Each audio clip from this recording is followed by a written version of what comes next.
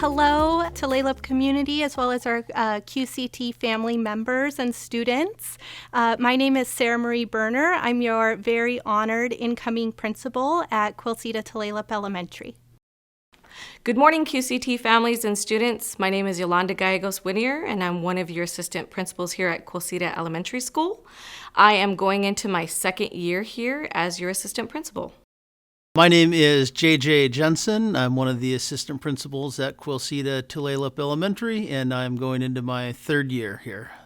Hi, my name is Chris Pearson. I'm the new Executive Director of Elementary Schools here in the Marysville School District. As you've seen in some publications, we've been working with a community group as well as a district level group on our reopening plan. Our decision to move to Continuous Learning 2.0 was made recently based on our regard for the safety of our students, our staff, and our families.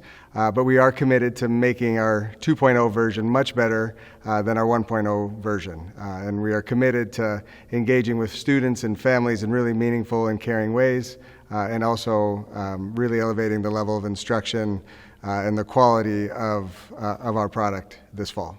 Many of you recently have heard that Marysville School District made the announcement that we will be doing a distance learning model in fall. That was, as you can imagine, a difficult decision to make. However, we always put our students, families, and community safety first here in Marysville School District. I want to just acknowledge that as that news comes out for all of us, that may bring up some very big emotions. There's a lot of unknowns still. For some of us, that perhaps was news that brought a sigh of relief. For others, perhaps it brought some additional stress and frustration into our lives. And so we are doing a presentation today to hopefully alleviate some of the nervous feelings that you, your student, and your family may be feeling. We want to share a little bit around the planning that has already begun. Our staff and our students here in Marysville School District and at Quil Ceda Tulalip Elementary learned a lot about distance learning this last spring.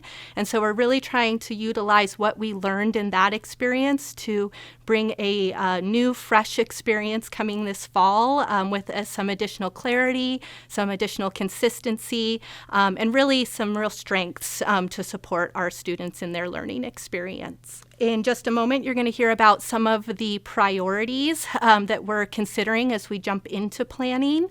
More details about that will be coming out in the coming weeks. But I want to share with you those priorities were specifically identified based off of the feedback that many of you shared either through the survey that went out to all Marysville community members or through your touch points with staff members or myself through email, phone calls, and such. And so all of that input was gathered and was considered. We looked very deeply at that input and from there was able to identify some priorities to make this experience in fall a really great one for our students.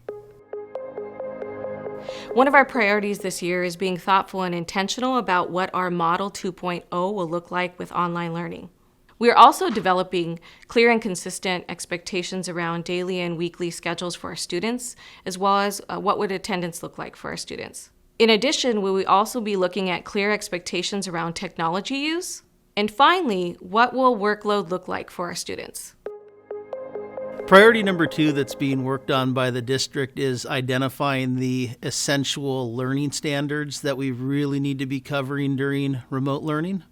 Right now we have a group of building administrators and teacher leaders from around the district, and we're working on identifying those key skills and concepts in English language arts, math, science, and even social and emotional learning that are getting out there to our students. And we're making sure that all of our students have the same access to the same things.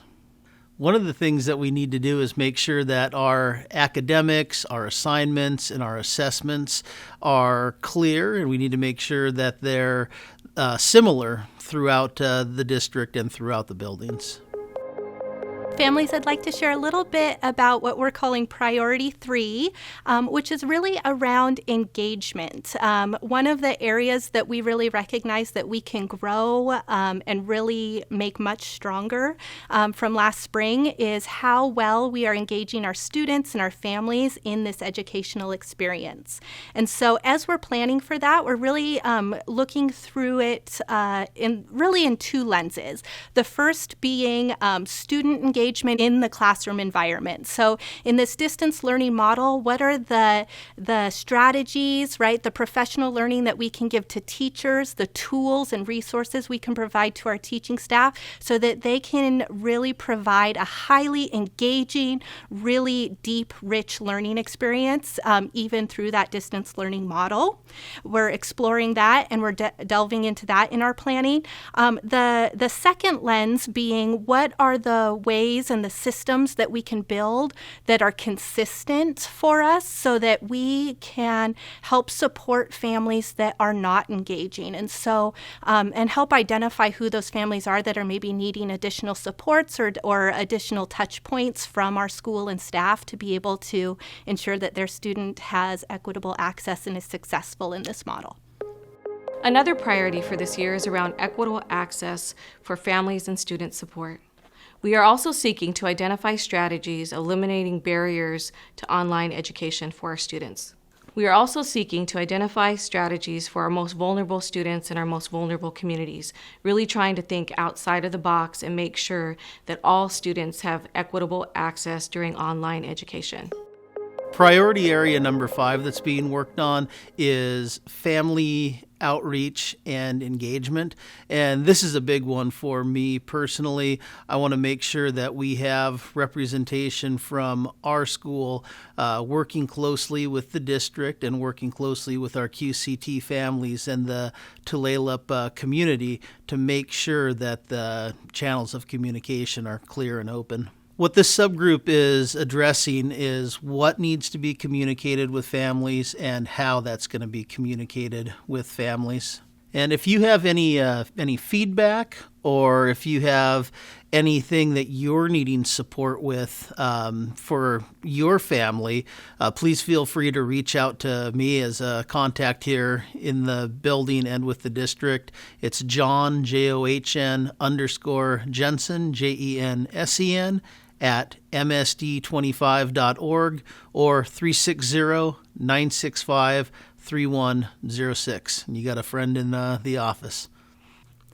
So first and foremost, I just want to thank everyone for their time today. In closing, there's just a couple pieces I'd like to recap. First, I just want to thank you, not only for the partnership you've already provided us as a school staff and community, but for the continued partnership that's going to be so essential to supporting our students in this upcoming school year. So thank you for that. It is incredibly appreciated. I also would like to, in the spirit of collaboration and partnership, also open up an opportunity for any solutions, possibilities that you think we should be considering as we are engaging in this school year planning. We're really actively planning at this point. So if you have thoughts or ideas that you think would be a positive, solution-oriented piece of feedback that would be helpful for any of our teams, I just want to offer my own email as a point of contact so I can bring that back to our planning committees. My email is Sarah Marie, all one word, _Burner at msd25.org. So again, thank you for your partnership. It truly is crucial and essential. We are grateful for it, and we honor that. And we are really looking forward to connecting with each of you and your children in fall. Thank you.